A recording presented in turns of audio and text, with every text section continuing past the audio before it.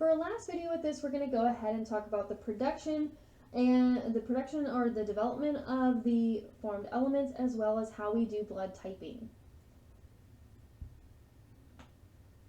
So we're not going to, we're really only going to have this one slide for this, so bear with me and I'm going to talk us through this. So we've seen this picture before, but we're going to talk about it again and just kind of look at how we go through this.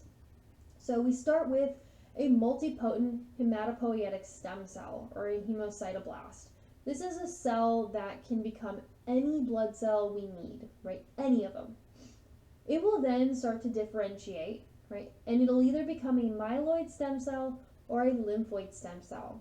I'm going to start with the myeloid stem cell first and get the large part of this picture out of the way first.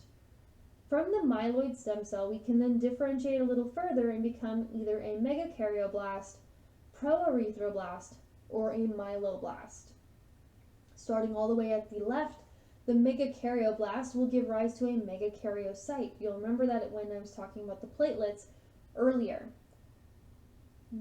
The platelets are just fragments of the megakaryocyte. So this is one of the reasons why we call them the formed elements, but we don't say like the blood cells necessarily, because the platelets, they're not entire cells. They're fragments of cells. Moving to the proerythroblast, that will lead to our reticulocyte and our erythrocyte. Erythro, we think red or reddish, hence the name. And then the last one that the myeloid stem cell can become is a myeloblast. The myeloblast can become the granular white blood cells like the basophil, neutrophil, and eosinophil, or we can become a monoblast, which leads to a monocyte.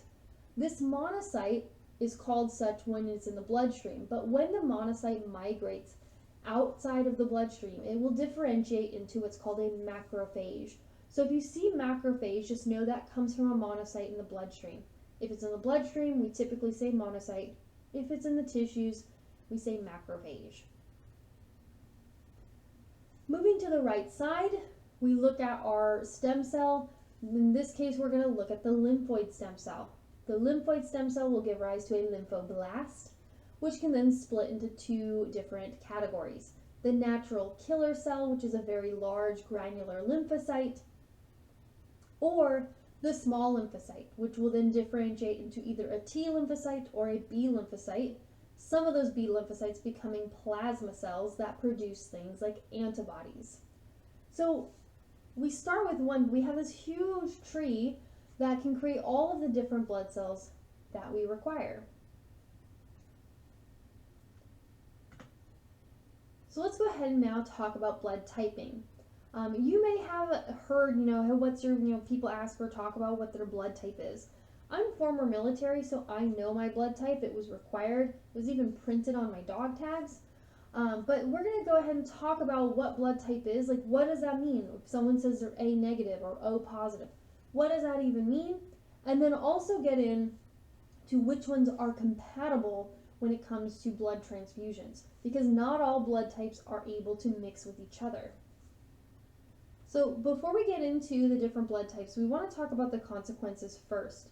One of the consequences, if we're given the wrong blood type, let's say in a transfusion, is agglutination, and that can lead to hemolysis, which basically means like the blood starts getting destroyed and starts sticking together. The other thing that can happen if we have incompatible blood types is hemolytic disease of the newborn. This is something that happens when the mother and the fetus blood types are incompatible. Namely, mom is an Rh negative person and the fetus is Rh positive. Now in the case of the first infant, not a problem, right? Because when it comes to the Rh factor, the Rh antigen, if you're Rh negative, this means you don't have that factor, you don't have that protein. And if you're Rh positive, it means your blood cells do.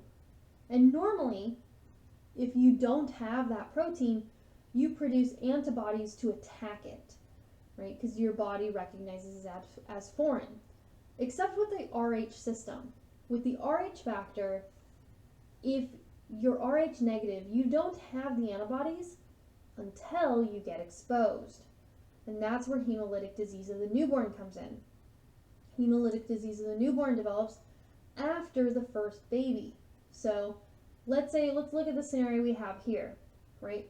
Mom is Rh negative. The first infant is Rh positive.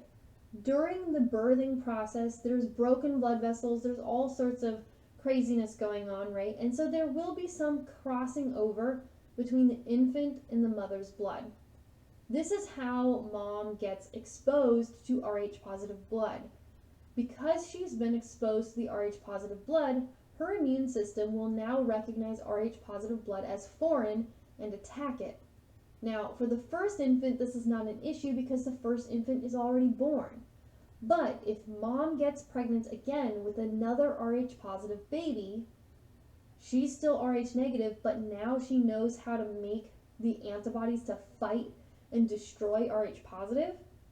The Rh positive fetus that comes the second time around is at risk of organ damage, right, and even death, right, because mom's immune system is literally attacking that fetus.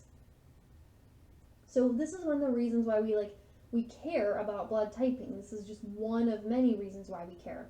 Nowadays, we actually have a way to prevent this. There's something called the RhoGAM injection or RhoGAM shot that will basically prevent mom from developing the antibodies if she has an Rh positive baby.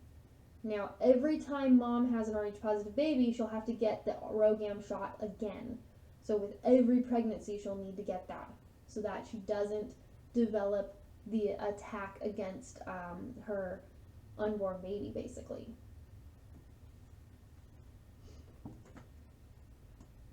Right. And so we also can see if we were given the wrong blood type, let's say in a transfusion, right, and we would see agglutination if given the wrong type. I mentioned this just a little bit ago.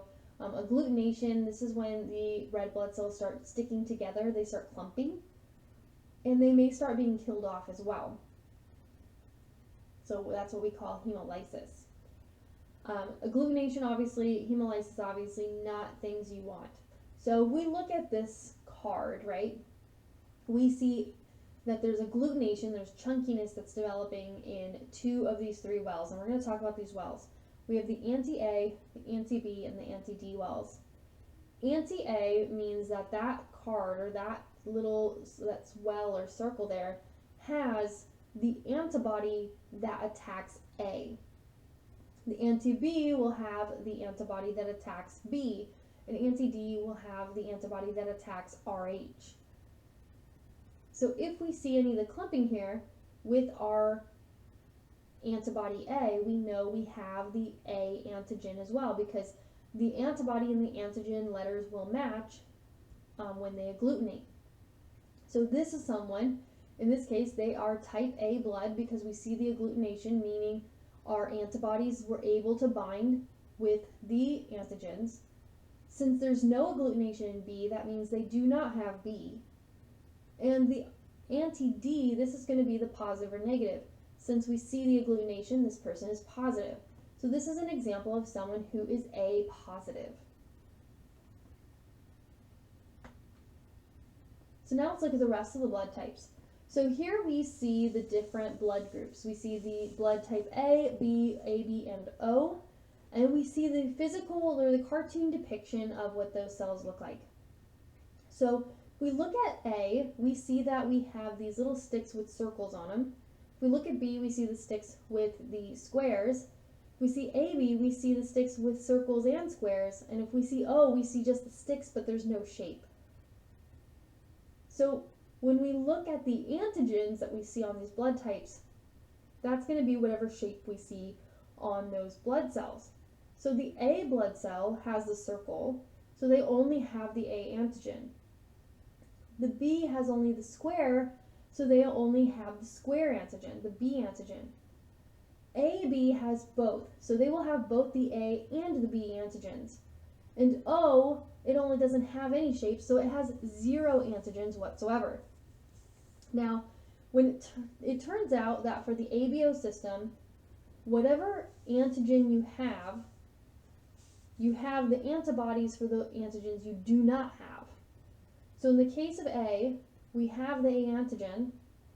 That means we will have the B antibody, or what we call anti-B. If we are type B blood, we have the B antigen, but we will have the A antibody, aka anti-A. Now here's where it gets weird when we look at A, B, and O. AB has both antigens. Well, you can only have antibodies for the antigens you do not have. Since we have both of those antigens, we cannot have any antibodies. And then with O, since we have 0 antigens, we can only have the antibodies for the antigens we don't have. We're going to have both of the antibodies. This is going to have some effect in terms of who can donate blood to who. So if we're in an emergency, type A can obviously get blood from type A people, right? A and A, that matches. But we can also get it from O because O does not have any antigens to trigger an immune response. Same thing with B. B can get blood from B, that makes sense, but we can also get it from O because, again, O does not have the antigens to trigger an immune response. With AB, we don't have any antibodies at all. So we can actually take A, B, AB, and O. If you're AB positive, you're considered to be the universal recipient. AB positive can take blood from any of these individuals in an emergency. It's no concern whatsoever. But if you're type O, like myself, you have both of the antibodies. This means you can't get blood from anyone who has an A, B, or either. So no A, no B, no AB blood. That means the only blood type someone with O blood can receive from is O. O can only get O. But we look at the bottom list, we see O is in every single category. O can give to O.